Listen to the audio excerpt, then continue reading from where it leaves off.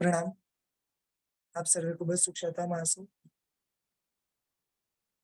अनंत उपकारी, अनंत कल्याण ने करनारा तारक तीर्थंकरो આપણા સર્વ માત્ર અદ્ભુત એવા શાસ્ત્રની સ્થાપના કરીને ગયા છે. સૂત્રોના સ્વાધ્યાયમાં આગળ વધતા શ્રી અતિચાર સૂત્ર, જેના વિશે આપણે અત્યારે આગળ વધી રહ્યા છીએ. ગઈકાલે બીજા સ્થૂળ સુધીની વાત કરી હતી. જુદા જુદા પ્રકારના મુખ્ય 5 એમાં અતિચારો જોયા, મુખ્ય 5 એમાં જૂઠ જોયા, કન્યા સંબંધી, ગાય સંબંધી વગેરે વગેરે. આ જેટલા પણ દોષો લાગ્યા હોય એમાં મિચ્છામિકૃતમ માંગવાનું છે. એમાં એક ખાસ શબ્દ તો કરકડા મોડ્યા, એનું એક પુસ્તક મને અર્થ વાંચ્યો છે કે તિરસ્કાર પૂર્વક ટચાકડા ફોડીએ, એમાં જોર જોરથી ફોડીએ ને, એનો અર્થ એમાં લખ્યો છે. એટલે ગઈકાલે મેં જરાક જુદો કહ્યો હતો, એટલે ખાસ ધ્યાન રાખજો. આજે આગળ વધીએ છે ત્રીજા સ્થૂળની અંદર અદત્તા દાન સંબંધી આ ત્રીજું વીરમણ વ્રત છે. દત્ત એટલે આપેલું, આદાન એટલે લેવું. આપેલું હોય એ લેવું. દત્ત એટલે આપેલું અને આદાન એટલે લેવું. પણ જ્યાં લાગી જાય ને ત્યાં ઊંધો અર્થ નીકળે. નહીં આપેલું લેવું, અદત્તાદાન એટલે કે જે મને નથી આપેલું, જે એ વસ્તુને લેવું, એનું નામ અદત્તાદાન. જે પણ શ્રાવક શ્રાવિકાઓ વિડીયો ઓન રાખી શકે છે તો ખાસ ઓન રાખજો. અહીંયા વાત કરે છે કે ત્રીજે સ્થૂળ અદત્તાદાન વિરમણ વ્રતે 5 અતિચાર અને 5 અતિચારી સંબંધી બતાવે છે. અને એની અંદર મુખ્યત્વે આધાર લીધો છે અહીંયા તેરા હડપ્પા હોગી ગાથાનો. સૌ પ્રથમ જે 5 અતિચારની વાત કરે છે એની અંદર શોર્ટમાં પહેલા સમજાવી દઉં કે ગ્રહણ એટલે કે ચોરી કરેલી કોઈ પણ વસ્તુ આપણે લેવી. આપણને ખબર છે કે આ વ્યક્તિએ ચોરી કરેલી વસ્તુ છે, તો એ ચોરી કરેલી વસ્તુ આપણે ગ્રહણ કરવાની નહીં. બીજા નંબરમાં ચોરને કોઈ પણ રીતે આપણે પ્રેરણા આપવાની નહીં. ત્રીજા નંબરમાં કોઈ પણ વસ્તુમાં ભેળસેળ કરવાની નહીં.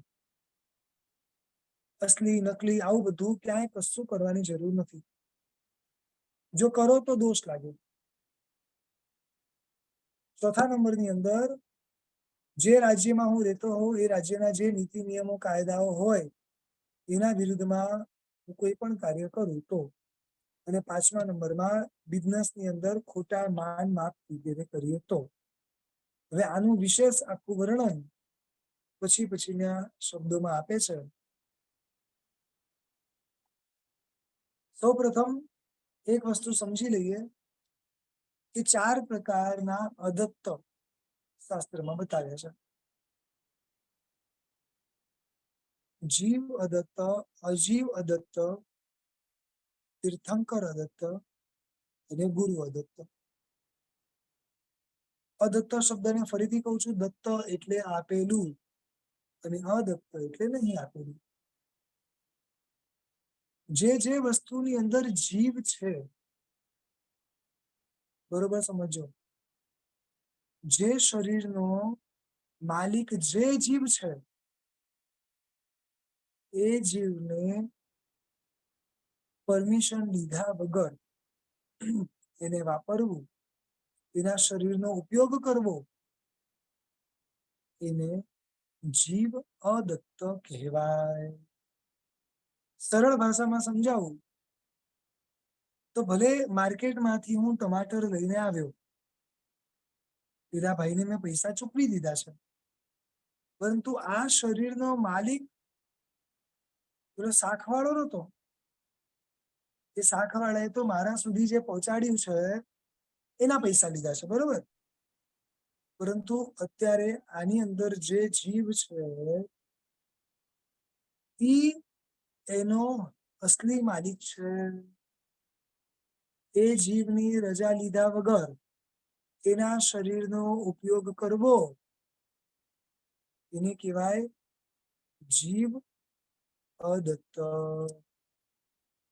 આનો મતલબ એ થયો કે આપણા ઘરમાં જેટલા ફ્રૂટ છે, જેટલા વેજીટેબલ્સ છે,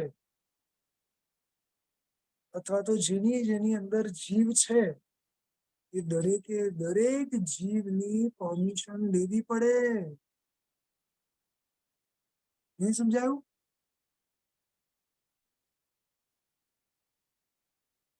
હાલતા ચાલતા જે પાણીના જીવોનું શરીર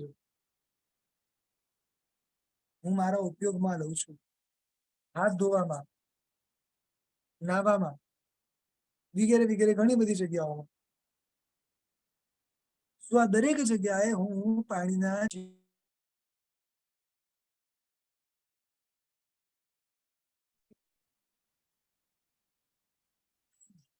આ દરેકે દરેક જગ્યાએ હું એ જીવની પરમિશન લઉં છું. જો નહીં તો મને દોષ લાગે. સમજાયું બરોબર? હવે આ તો મેં ખાલી દાખલો આપ્યો તમને પાણીના જીવનો. એવી રીતે જેટલા પણ જીવોના શરીર હું ભોગવું છું, એ દરેકે દરેકની અંદર જો વર્તમાનમાં જીવ હોય તો દરેકની પરમિશન લેવી જરૂરી છે. જો હું પરમિશન વગર એની અંદર જીવ હોય, શબ્દ બરોબર સમજો, જો એની અંદર જીવ હોય અને છતાં એની પરમિશન વગર એનું શરીર હું ભોગવું તો મને ચોરીનો દોષ લાગે.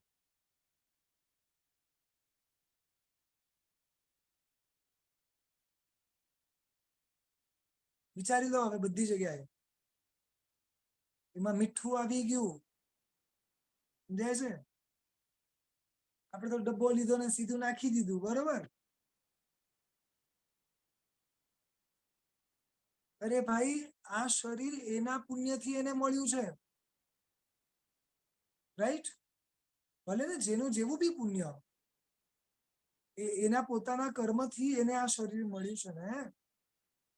જેને કેરી તરીકે જન્મ મળ્યો, તો કેરી તરીકે જેનો જન્મ મળ્યો, તો એ જીવને એ શરીર, એ રૂપ, એ ગંધ, એ વર્ણ, એ ઔદારિક શરીર એના પુણ્યથી એને મળ્યું છે.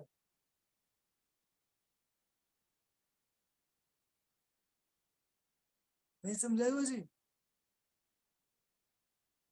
કોઈના પુણ્યથી મળેલી વસ્તુને હું વગર પરમિશને વાપરું તો મને દોષ લાગે કે ના લાગે?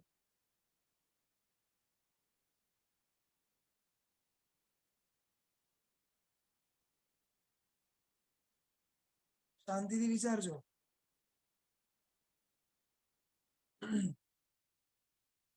ફરી શબ્દ રિપીટ કરું છું, વર્તમાન કાળમાં જેની અંદર જીવ છે, પ્રેઝન્ટ મોમેન્ટમાં એવી વસ્તુ જો મારી આજુબાજુ હોય અને જો એ મારા ઉપભોગમાં આવતી હોય, મારા વપરાશમાં આવતી હોય, તો એ જીવની પરમિશન લેવી જરૂરી છે. એ જીવની પરમિશન લીધા વગર તમે એને ભોગવો, એ જીવની પરમિશન લીધા વગર તમે એનો નાશ કરો, દોષ લાગે. ભોગવો તો એ દોષ લાગે અને નાશ કરો તો એ દોષ લાગે. સમજાય છે?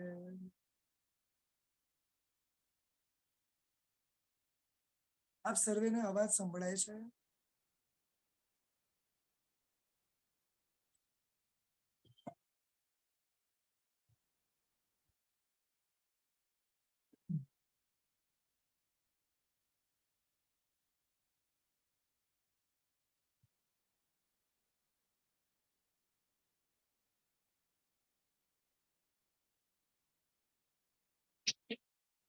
એટલે એક દ્રષ્ટિએ ખાલી આપણે વિચાર કરીએ કે આ જગતમાં કેટલા બધા જીવો છે અને દરેક જીવો પોતપોતાના શરીરના માલિક છે, રાઈટ? એ દરેકના શરીરને હું પરમિશન દીધા વગર અગર વાપરું છું તો હું દોષનો ભાગીદાર છું. સમજાય છે? બીજી વસ્તુ, અજીવ અદત્ત કે વર્તમાનની અંદર જેની અંદર ભલે જીવ નથી, પરંતુ રાઈટ નાવ એ વસ્તુનો જે માલિક હોય એના માલિકને પૂછીને હું અગર વાપરું છું તો મને દોષ ના લાગે. જેમાં જીવ નથી પરંતુ વર્તમાનમાં એ વસ્તુનો જે કોઈ પણ એનો માલિક છે એને પૂછીને વાપરવું. જો પૂછ્યા વગર વાપરું તો મને દોષ લાગે. એટલે પહેલું જીવ અદત્ત, બીજું અજીવ અદત્ત, ત્રીજું છે તીર્થંકર અદત્ત.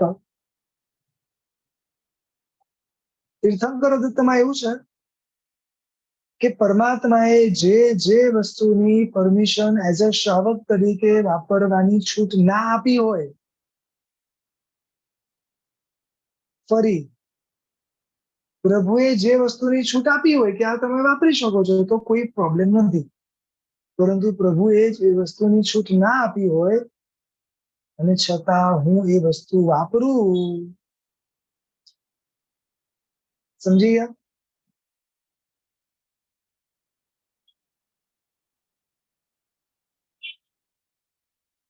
પ્રભુએ અનંતકાય, અભક્ષ્ય,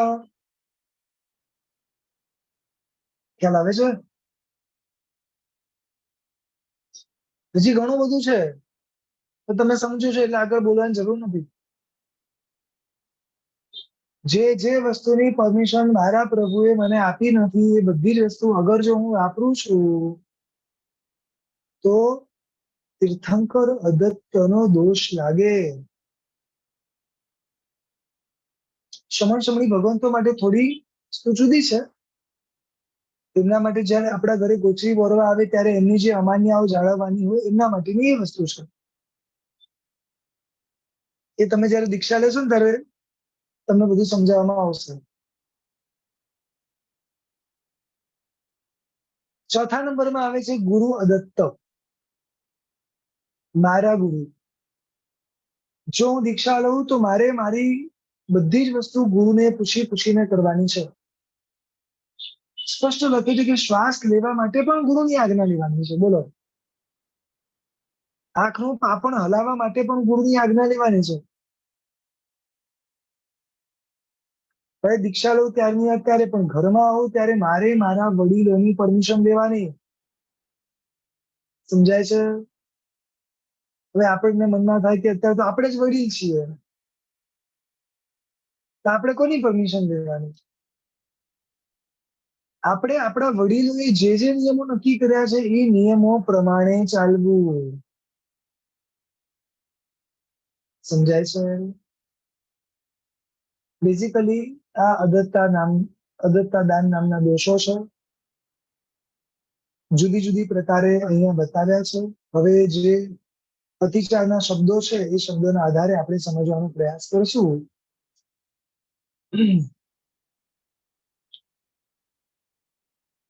ઘર બાહિર ક્ષેત્ર ખલે. ઘરની અંદર કોઈકના ઘરે ગયા હોઈએ તો કોઈકના ઘરે ન્યૂઝપેપર હોય કે આવી કોઈ પણ વસ્તુ હોય એટલે એને વાંચવા માંડીએ છે.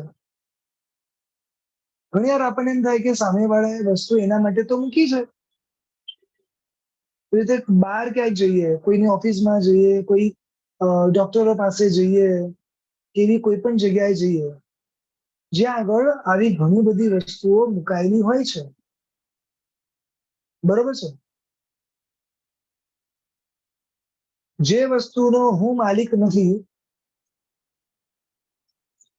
શબ્દ બરોબર સમજો, જે વસ્તુનો હું માલિક નથી એ વસ્તુ મારે પૂછ્યા વગર લેવાય નહીં.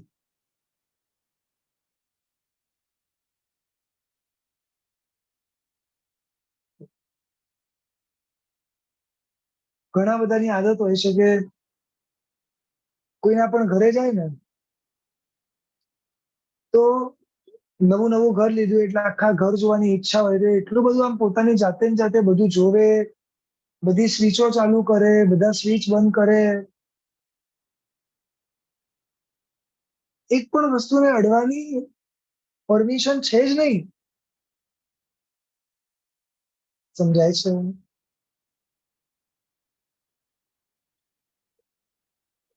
મેં તો એવા એવા જોયા છે, એમના ઘરે જાય, ફોટાઓ પાડીને ગૂગલ પર સર્ચ કરે કે આ વસ્તુ એને ક્યાંથી લીધી છે ને કેટલા રૂપિયાની લીધી છે. બોલો, આટલા સુધી હમણાં તો ચાલે છે.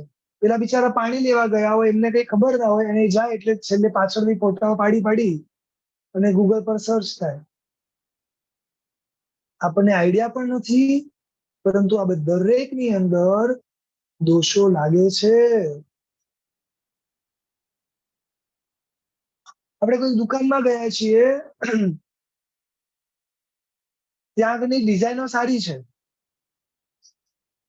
એટલે ત્યાંના ડિઝાઇનોના ફોટા પાડીને આપણે બીજા કોઈ પાસે બનાવડાવીએ. દોષ લાગે કે ના લાગે?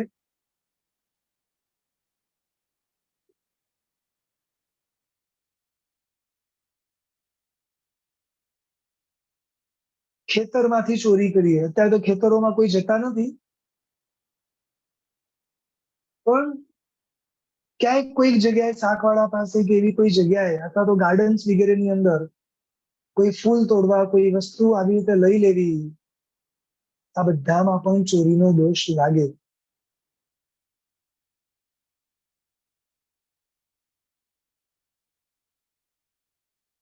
ઘણી બધી વાર પેલો વજન કરતો હોય અને સાઈડમાંથી હું એ વસ્તુ ચાખતો હોઉં, વજન કર્યા પછી તમારી વસ્તુમાં ચાખવાનો કોઈ વાંધો નથી. સમજાય છે? પણ એની વસ્તુમાંથી ચાખવી એ દોષ લાગે. કદાચ આપણને એમ થાય કે ચાખ્યા વગર ખબર જ નથી પડતું, કઈ વાંધો નહીં, ચાલો. જયારે તમે લો છો ત્યારે ચાખેલું એટલું મૂકી દો છો એની અંદર. સમજાયું? મેં ચાખ્યું કારણ કે જરૂર હતી, ચાખ્યા પછી જ નક્કી થાય એવું હતું. તો જે મેં ચાખ્યું અને પછી મેં લીધું, તો લીધા પછી જેટલું ચાખ્યું હતું એટલું મૂકી દીધું. ઘણી વાર 4 જગ્યાએ ચાખીએ છે, એ ચારેય જગ્યાએ એના પૈસા હું ભરું છું, આપણને કોઈ આઈડિયા નથી. આ દરેકના ઋણ આપણા માથા પર ચડશે. ભલે આ ચોરી નથી, કદાચ એક દ્રષ્ટિએ સામેવાળાની સામે આ હું લઉં છું એટલે શબ્દ પ્રમાણે જોવા જઈએ તો ચોરી નથી, પરંતુ એનો ભાર તો છે ને મારા માથા પર. સમજાય છે? કશું પણ ચૂકવ્યા વગર કઈ લેવું ને એ પણ ખોટું છે. શબ્દ બરોબર સમજજો. તમે સામેવાળાની સામે જ લઈ રહ્યા છો, સામેવાળો ઉભો છે જોઈ રહ્યો છો, તમે એની સામે જ ખાધું છે, બરોબર છે. કદાચ તમે પૂછીને જ લીધું છે, એમાં બી કઈ એટલે ચોરી તો નથી પ્રેક્ટિકલી, પરંતુ મેં જે ખાધું એનું ચૂકવ્યું ખરી, વિચારવાનું.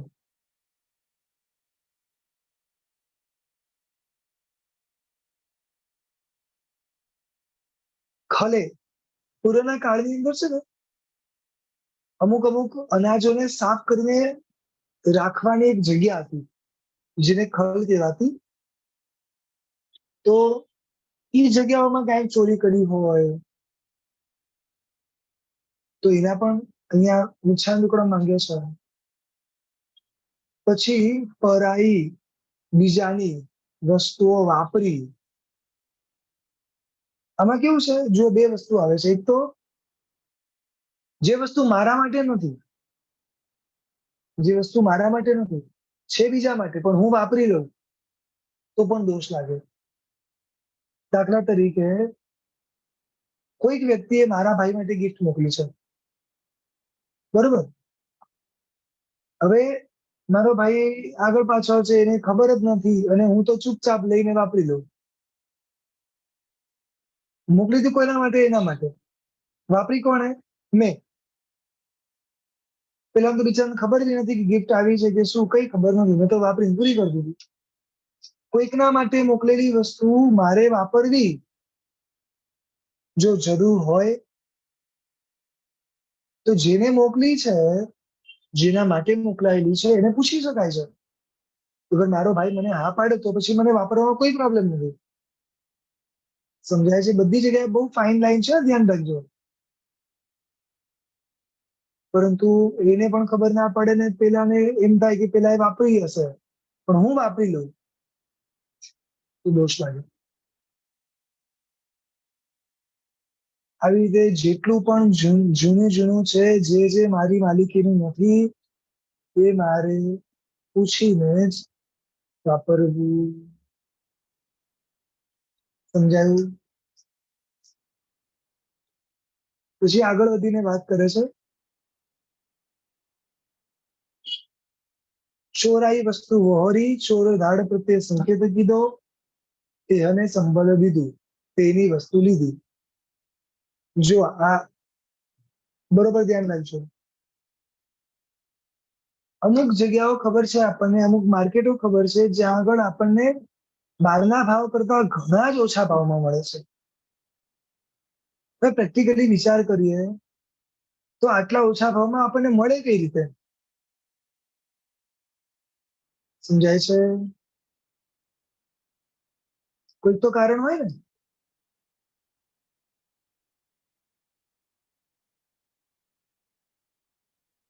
થોડા ઊંડાણથી વિચારીએ તો ક્યાંક ને ક્યાંક આ વસ્તુમાં ચોરીનો માલ હોઈ શકે. સમજાય છે? અને જો મને ખબર જ છે કે આ ચોરીનો માલ છે, મને સસ્તો પડે છે, હું લઉં છું, તો મને દોષ લાગે. કોઈ ચોર હોય, મને ખબર છે કે આ ચોર છે, તો એને સપોર્ટ કરું. ચોર ધાડ પ્રત્યે સંકેત કીધું એટલે કે એને હું વધારે સપોર્ટ કરું, એને અલગ અલગ કહું કે ભાઈ તું અહીંયા ચોરી કર,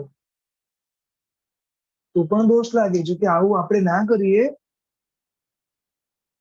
જો કરીએ તો દોષ લાગે.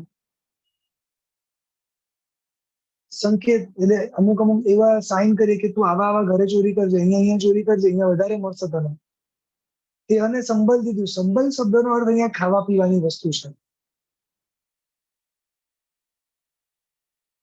સંબલ શબ્દનો અર્થ થાય એકચ્યુઅલી ખાવા પીવાની વસ્તુ.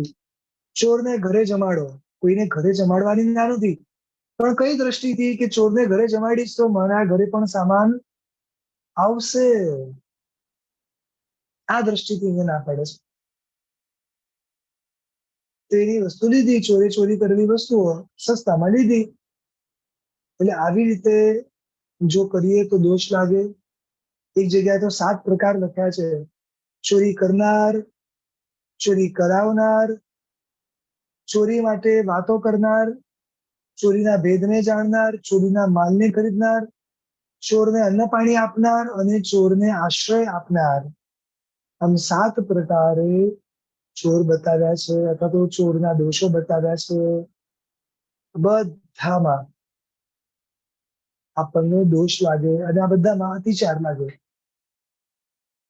કારણ કે આપણે પચકાણ લઈએ છીએ કે હું આ પાપ નહીં કરું, અને પછી પચકાણ તોડું છું. એટલે મુખ્ય વાત અતિચારની છે. પછી વાત આવે છે વિરુદ્ધ રાજાતિ પ્રમુખ કીધો. વિરુદ્ધ એટલે કે કોની વિરુદ્ધમાં? તો કે હું જે રાજ્યમાં રહું છું એ રાજ્યની વિરુદ્ધમાં, હું એના જે નીતિ નિયમો છે એના વિરુદ્ધમાં કોઈ પણ કાર્ય કરું, જેમ કે કોઈકની ટિકિટમાં હું ટ્રાવેલ કરું, મારી ઉંમર જેટલી હોય એના કરતા નાની બતાવી દઉં. સમજાય છે? ઇન્કમ ટેક્સ વગેરેની ચોરી કરું. આવી રીતે ઘણી બધી જગ્યાએ જો ચોરીઓ કરું તો બધાના દોષ મને લાગે. ટેક્સ બચાવવું, અમુક જગ્યાએ વસ્તુ બિલમાં ન લઉં, બિલ વગર લેશો તો 2000 નો ફાયદો, બિલ સાથે લેશો તો 2000 વધારે ભરવાના. આ બધામાં દોષ લાગશે. જુઓ, અત્યારે છૂટી જશું, અત્યારે કોઈ આપણું કશું બગાડી નહીં શકે, પણ પછીના ભવની અંદર જયારે ઉદયમાં આવશે ને ત્યારે કોઈ આપણને સપોર્ટ નહીં કરી શકે.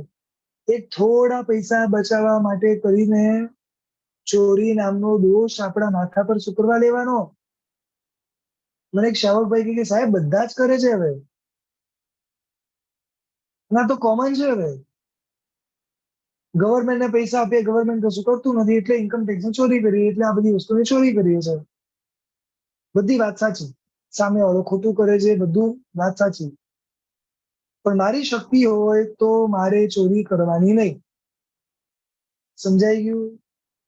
કારણ કે ખોટું મેં કર્યું ને એટલે મારે તો ભવિષ્યમાં ભોગવવાની તૈયારી રાખવાની. કર્મ સત્તા કોઈ આર્ગ્યુમેન્ટ નહીં સાંભળે કે તમે ચોરી કેમ કરી હતી, કશું નહીં સાંભળે. તો એક ચોરી કરી હતી ને આવી જાવ, બસ પતી ગયું. ખ્યાલ આવે છે? બરોબર.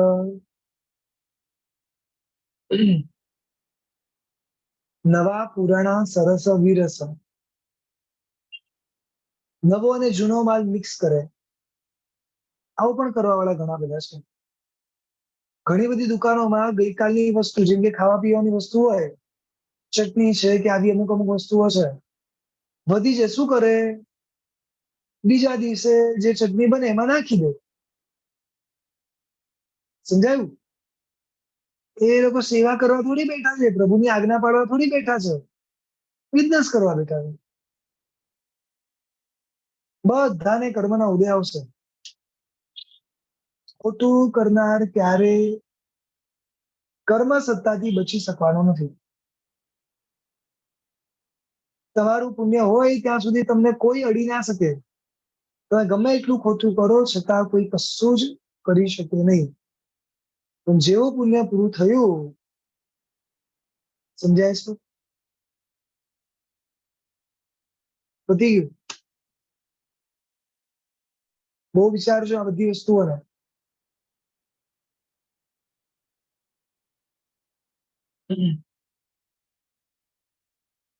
સારી વસ્તુ, ખરાબ વસ્તુ બધી મિક્સ કરીએ, સજીવ નિર્જીવ વસ્તુના ભેળ સંભેળ કીધા.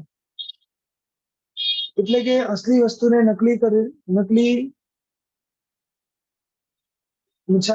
નકલી વસ્તુને અસલી જેવી બતાવી, અથવા તો અમુક અમુક વસ્તુઓને એવી રીતે પ્રેઝન્ટ કરવી કે હોય કઈ જુદું, બતાવે કઈ જુદું. હમણાં માર્કેટમાં નકલી ગોલ્ડ આવ્યું છે, બોલો. જ્વેલરી લેવા જાઓ, ખબર પણ ના પડે કે સામેવાળા એસીમાં બનાવ્યું છે. તમે 10-15 વર્ષ પછી જાઓ ત્યાં સુધી તો બધું પૂરું થઈ ગયું હોય.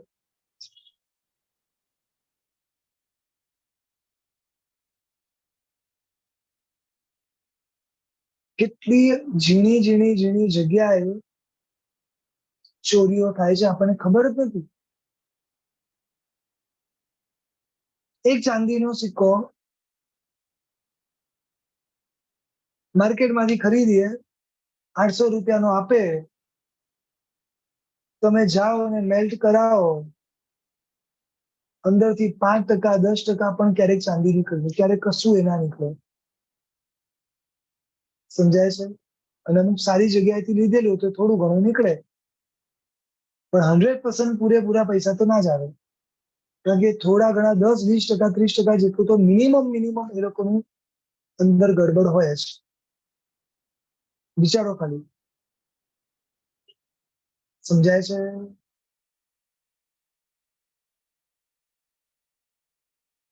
મે બી દરેકનો બિઝનેસ હશે, પણ ખોટું કરીને જે મેળવે છે ને દરેકને ક્યાંક ને ક્યાંક તો ચૂકવવું જ પડે છે. ગોલ્ડના જુદા જુદા દાગીના કરાવે, ડાયમંડના દાગીના કરાવે, અડધા રિયલ ડાયમંડ અને અડધા ખોટા હોય. પહેરનારને ક્યાં ખબર પડવાની છે? એ ક્યાં ચેક કરવા બેસવાનો છે? હવે તો કેટલું બધું છે. દરેક જગ્યાએ દરેક વ્યક્તિને શોર્ટ ટાઈમમાં ઘણા પૈસા કમાવા છે. સરળતાથી ઈઝીલી તો મળે એમ છે નહીં. એટલે એના માટે જે પણ ખોટું કરવું પડે એ બધું જ ખોટું કરવા તૈયાર.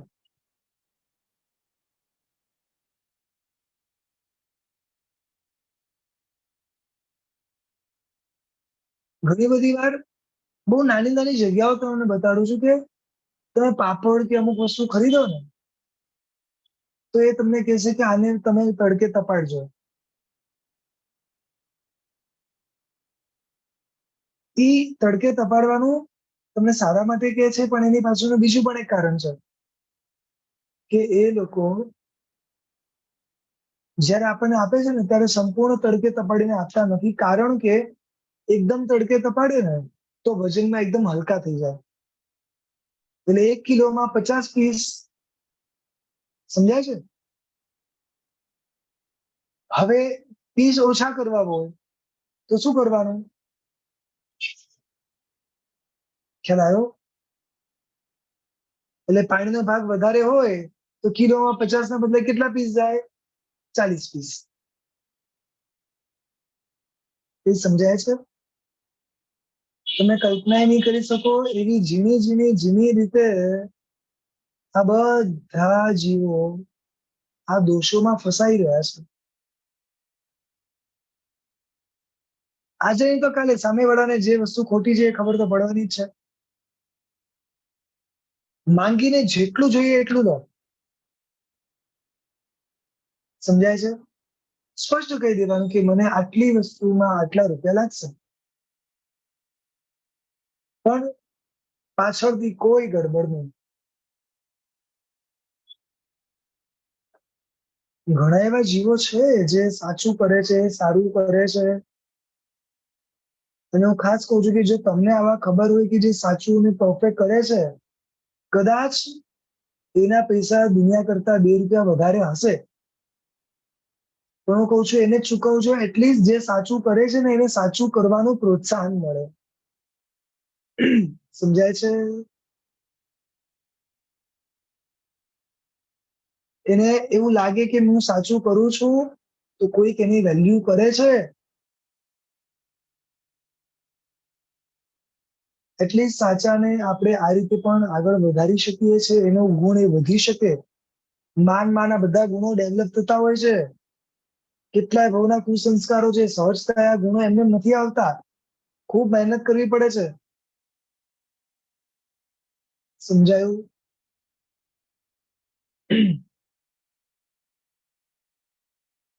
ખાવા પીવાથી લઈને ઘણી વસ્તુઓ છે જેની અંદર આ બધી ગડબડો થાય છે. પછી કે છે કે કુડે કાટલે તોડે વાણે માપે મોર્યા. ખોટા માન માપા વગેરે કરવા પૂર્વના કાળમાં થતું. અત્યારે પણ ઘણી જગ્યાએ આ બધી વસ્તુઓ થાય છે. એક શાવિકાબેને ગોલ્ડનો કોઈ દાગીનો કરાવ્યો હશે, એમાં કુંદન કંઈક એડ કરાવ્યા હશે. સમય જતા પેલા કુંદન બહાર કાઢ્યા અને કુંદન માંથી જોયું તો અંદર એટલી બધી માટી ભરેલી. સમજાયું? એટલે આ માન માપા કેવા કર્યા? તમને ગોલ્ડના ભાવે માટી આપી. ગોલ્ડનું માપ કેટલું થયું તો કે આટલું, પણ અંદર ગોલ્ડ તો છે જ નહીં. કેટલી બધી માટી, 9 ગ્રામ માટી નીકળી. આમ નહીં તો આમ. પૂર્વના કાળમાં વજનના કાંટા હતા, એમાં સામેવાળો વ્યક્તિ વેચવા આવે ને તો એવું વજન રાખે કે પોતાની અંદર માલ વધારે આવે. સમજાયું? અને જયારે સામેવાળાને વેચવાનું હોય કોઈને, તો એનું વજન પાછું જુદું. હવે તો ઘણા બધા પૂર્વના કાળમાં આ બધા ગડબડો થતા, અત્યારે પણ જુદી જુદી રીતે થતું હશે. પહેલા જુદી રીતે હતી, અત્યારે એવી જુદી હશે. પણ ક્યાંક ને ક્યાંક આ બધા દોષો તો શિલાકાશ હોય છે. કોઈના પણ માલિકીનું અણહકનું, એટલે કે જે આપણા હકનું નથી એવું એક પણ વસ્તુ એક્સ્ટ્રા લેવી, એમાં પણ અતિચાર લાગે છે. અને કોઈને પણ જરા પણ ઓછું આપવું, એમાં પણ અતિચાર લાગે છે. સમજાય છે? આગળ વધીને કે છે દાણ ચોરી કીધું.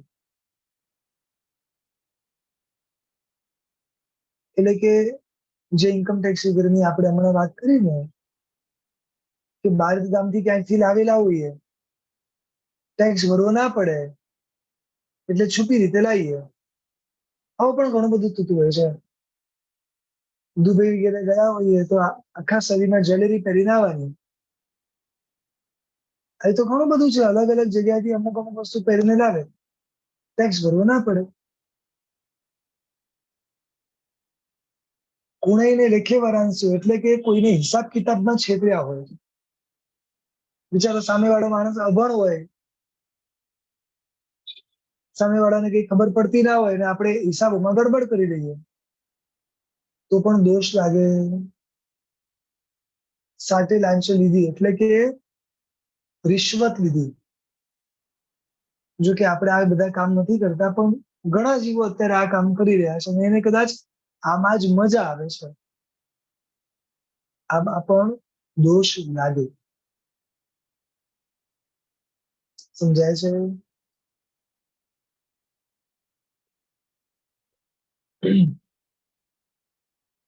કુળહો કરહો કાઢ્યો, ખોટો વટાવ કાપ્યો. એટલે શું છે?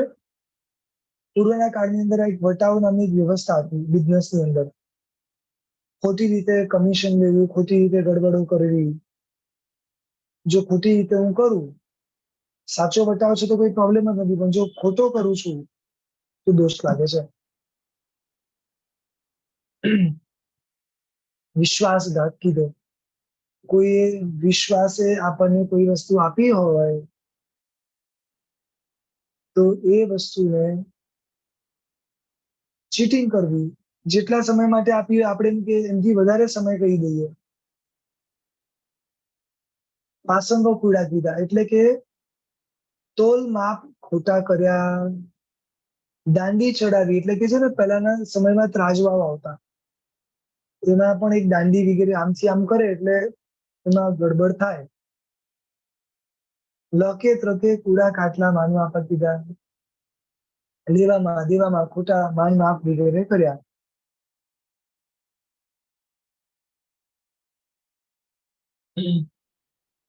માતા પિતા પુત્ર મિત્ર કલત્ર વંશી કુણેહીને દીધું. એટલે શું છે કે ક્યારેક માતા, ક્યારેક પિતા, ક્યારેક પુત્ર, ક્યારેક મિત્ર, ક્યારેક સ્ત્રી, બધાની સાથે ચીટિંગ કરીને આને ચીટિંગ કરીને આને આપ્યું, આને ચીટિંગ કરીને આને આપ્યું. કેવી રીતે નથી કરવાનું. પછી જુદી ગાથો કીધી. આ શબ્દનો અર્થ છે, આ ખાસ સમજવાનું છે. અત્યારના કાળમાં આ વસ્તુ ઘણી વાર બની છે, ઘણા ઘરોમાં બની છે, એટલે ખાસ આ શબ્દ પર ભાર આપું છું. જુદી મિલકત ઊભી કરવી. શબ્દ બરોબર સમજજો.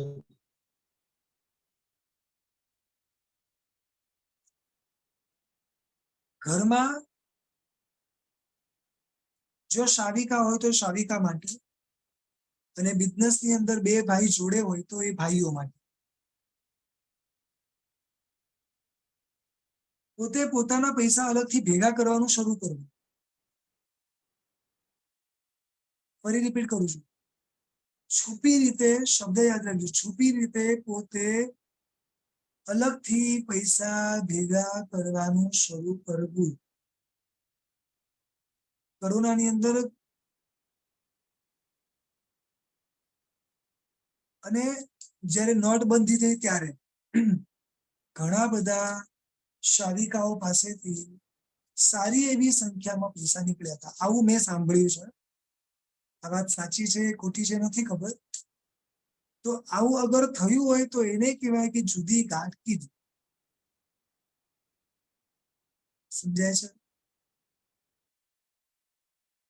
એવી રીતે બિઝનેસની અંદર બે ભાઈ જોડે હોય પણ પોતાનો સેફ સાઈડ આમ પૈસા અમુક જગ્યાએ અલગ અલગ રીતે ભેગા કર્યા કરે, એ પણ વસ્તુ ખોટી છે. હા, તમારા ભાઈને ખબર હોય કે એનો જુદો ધંધો છે ને એના પણ બીજે કમાઈ રહ્યો છે તો વસ્તુ જુદી છે. પણ તમે જુદી રીતે પૈસા ભેગા કરવાનો પ્રયાસ કરો છો તો એમાં દોષ લાગે. જેટલી પણ શ્રમિકાઓ સમજો કે પૈસા ભેગા કરતા હોય ને એમના શાવકોને કે એમના દીકરાઓને કે દરેક જે બી નજીકના હોય એમને અગર ખબર હોય તો કોઈ પ્રોબ્લેમ જ નથી. પણ એમને ખબર હોય નહીં અને એમના પૈસા બીજી જગ્યાએ વ્યાજે ફરતા હોય. આવા જોયા છે. બોલો, કેટલાય શ્રમિકાઓના પૈસા કોઈક ને કોઈકના પાસે વ્યાજે ફરતા હોય.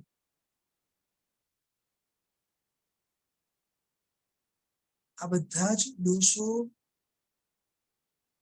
કયા ભાવે ચૂકવશો એમ તો કહો. એક વસ્તુ તમને કહું, આપણા પુણ્યનું આપણને મળી જ જવાનું છે. એના માટે આ છુપાવવાની ને અલગ કરવાની આ બધી જરૂરત જ નથી. પુણ્ય છે એટલે આપણે છુપાવીએ છીએ. પુણ્ય છે એટલે કોઈને ખબર નથી પડતી. સમજાય છે?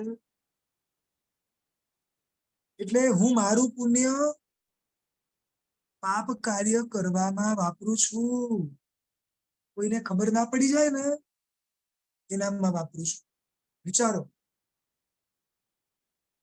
કેટલો મોટો દોષ લાગશે. વિચારો ખાલી.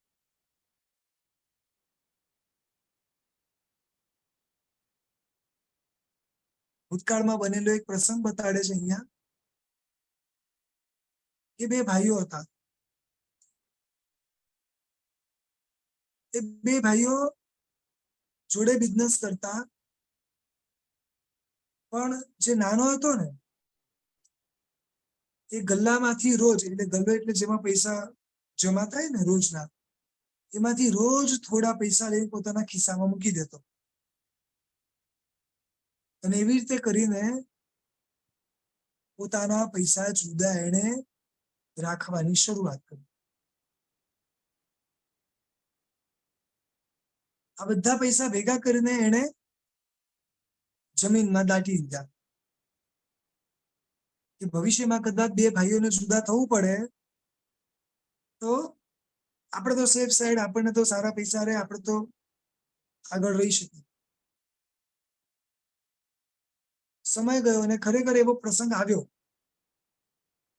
એક સમયે બે ભાઈઓ જુદા થયા. હવે આ ટાઈમે આને નવો અને મોટો બિઝનેસ કરવો હતો. એટલે જે અડધું અડધું આવ્યું એ તો બરોબર છે, પણ એ સિવાય એને મોટું કરવું હોય તો પૈસા તો લાગે જ ને. એટલે જે જમીનની અંદર પૈસા દાટ્યા હતા ને, ખોદ્યું. જમીનમાંથી એ ચરુ નીકળ્યો ખરી, પણ કોલસા ભરેલો.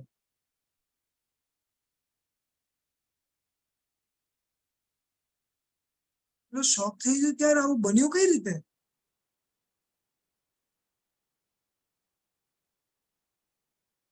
ચોરી કરેલી વસ્તુ કાયમ માટે ટકશે નહીં. ચોરી થી જે પણ ઊભું કરેલું હશે એ દુર્ગતિ તરફ જ લઈ જશે.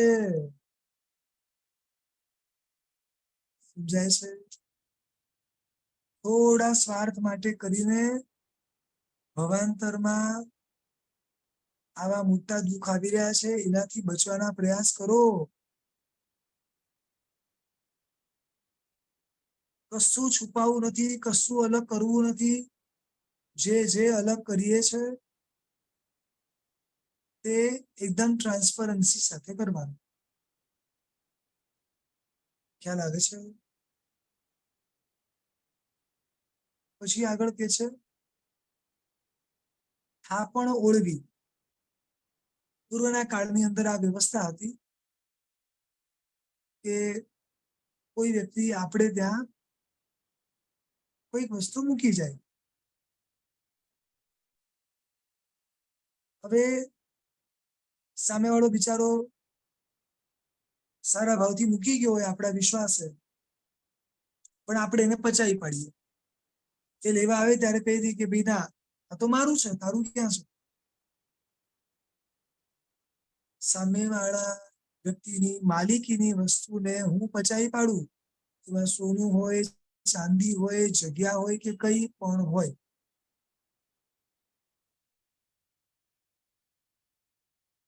કોઈક વ્યક્તિ પોતાની ખુરશી મૂકીને ગયું હોય, બરોબર સમજો. કોઈક વ્યક્તિ પ્રતિક્રમણની અંદર પોતાની જગ્યા રાખીને ગયું હોય, એની ખુરશી સાઈડમાં કરી દેવી, એની જગ્યા કે એની બધી વસ્તુ સાઈડમાં કરી દેવી કોઈકની જ છે ને. ભલે ઓફકોર્સ સંઘની છે, પણ એ વ્યક્તિએ ત્યાં અત્યારે ગોઠવેલી છે ને એ વસ્તુ, અને એને હું સાઈડમાં કરીને બેસું તો ત્યાં મને આ દોષ લાગે કે ના લાગે? સમજી લેજો. હવે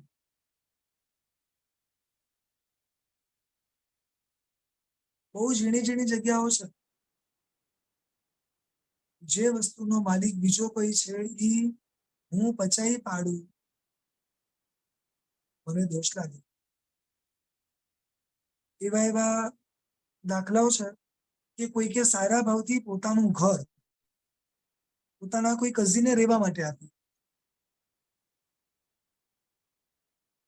દર મહિને લોકો થોડું થોડું ભાડું આપે. આ લોકોને કઈ જગ્યાની જરૂર છે નહીં, એટલે કઈ ભાડું પણ વધારે માંગતા નથી ને ખાલી પણ કરાવતા નથી કે ભાઈ હવે ખાલી કરીને ક્યાં ફરશે. સામેવાળો માણસ એ જગ્યાને જ પચાવી પાડે છે. અને આવા તો કેટલા બધા દાખલાઓ છે. મને એક શાવિકાબેન કે અમારી જગ્યા અમે સારા ભાવથી અમને રેવા આપી, અમે એકવાર ખાલી કરાવવાના તો અમને રડી રડીને અમારી સામે જગ્યા રખાવી કે ના, અમને હમણાં અહીંયા રહેવા દો, અમે અત્યારે ક્યાં જોઈએ, અમારા છોકરાઓ હજી મોટા થાય છે, અહીંયા ભણે છે, પછી આમ તેમ. એટલે આપણે એમને આપી. લગભગ 21 વર્ષ કે 20 વર્ષ, તમે સમજો. અને ગવર્મેન્ટના કઈ કાયદાઓ અમારી સામે લઈને આવી ગયા, જગ્યા આખી આખી પચાવી પડી. એ જગ્યાની કિંમત 3.5 થી 4 કરોડ રૂપિયા. બોલો. કે બહુ નજીકના કઝિન, હવે સંબંધો બગડે, શું કરવાનું? અને પાછા જેને અમે આપી છે તો એ શું કહે છે કે અમારા દીકરાઓ હવે આપવા તૈયાર નથી, હું શું કરું? એટલે આ કાળમાં આવી મોટી મોટી ચોરીઓ થાય છે. એક પિતા 2 બાળકો માટે સમાન સંપત્તિ મૂકીને ગયા હોય, મોટા ભાઈના હાથમાં બધું હોય, નાનાને અડધું આપતા જ નથી. જેના હકનું જેને જેને પહોંચાડવું જોઈએ એને પહોંચાડતા જ નથી. આપણી પાસે સત્તા હોય, પાવર હોય, એનો મતલબ એ નથી કે કોઈના હકની વસ્તુ આપણે પચાવી પાડવી. સમજાય છે? પુણેઈને લેખે પલેખે ભૂલાવ્યું, એટલે કે કોઈને હિસાબ કિતાબ ભૂલવાડી દેવો. એવી ગોળ ગોળ ગોળ ગોળ વાતો કરવી કે ના ના, મેં તો તને આપી દીધા ને, આપણે ક્યાં હવે કઈ લેવા દેવા છે, પેલા દિવસે તો આપી દીધા હતા. અને પડી વસ્તુ ઓળવી લીધી. કોઈની પડેલી વસ્તુ, એટલે કે રસ્તામાં કોઈ પણ પડેલી વસ્તુ હોય, અથવા તો જેનો કોઈ માલિક ના હોય, બસ આપણે એના માલિક બેસી જઈએ. શાસ્ત્રમાં એક દાખલો આવે છે કે 2 ભાઈઓ છે, રસ્તા પરથી પસાર થાય છે. એક સોનાનું કઈ કુંડળ નીચે રસ્તામાં પડ્યું હતું, તે એક ભાઈએ લઈ લીધું. બીજા ભાઈને ખબર પડી એટલે બીજા ભાઈએ કીધું કે આપણે ના લેવાય એમ. પણ પેલો માન્યો નહીં, એને લીધું અને સોનાનું કુંડળ વેચીને સારામાં સારી ઘરમાં સામગ્રીઓ ભેગી કરી. જે દિવસે ભેગી કરી એ જ દિવસે રાત્રે ચોર આવ્યો, બધું ચોરી ગયા. ચોર ચોરી શું કરી ગયા ખબર છે? જેટલું લાયો તો એટલું નહીં, એ સિવાય ઘરમાં જેટલું હતું ને એટલું બધું. એક સિમ્પલ વસ્તુમાં સમજજો, મારા પેટમાં ઓલરેડી છે એટલે મને જેટલું જરૂર છે એટલું તો મને મળી રહ્યું છે. પણ પછી વધારે ખાવું ને તો જે એક કોળિયો ખાલી એક્સ્ટ્રા ખાધો છે. કેટલો? એક જ કોળિયો. પણ જયારે વોમિટ થશે ને ત્યારે એક કોળિયો નહીં નીકળે, જે અંદર બીજા પડેલા હતા ને એ પણ બહાર નીકળશે. હવે આટલામાં સમજી લેવું. એટલે ક્યાંય પણ આવા કોઈ પણ દોષો આપણને લાગે નહીં એ ધ્યાન રાખવાનું. એટલે ત્રીજા વ્રતના અતિચાર વિશે અહીંયા આપણે માફી માંગવાની છે. આંબિલના પર્વના દિવસો ચાલી રહ્યા છે. ઘણા આરાધકો સરસ મજાની આરાધના કરી રહ્યા હશે. આપ સર્વે બસ સરસ આરાધના કરજો, ખૂબ સરસ શુભ ભાવમાં રહેજો. આવતીકાલે ફરીથી આગળના સ્વાધ્યાયમાં આગળ વધશું. પ્રભુની આજ્ઞા વિરુદ્ધ કંઈ પણ બોલાયું હોય તો ત્રિવેદી ઈચ્છામિત્રમ શવિકાબેન સ્તુતિ બોલજો. પ્રણામ સર. હાજી પ્રણામ. છુપાવા જેવું કશું ના હોય એવી અલગારી, ખુલ્લી કિતાબ જેવી જિંદગી મારી. હર એક પાને નામ એક તારું, તારા વિનાના અસ્તિત્વ મારું. મનો મંદિરે દ્રષ્ટિ કરવી હવે,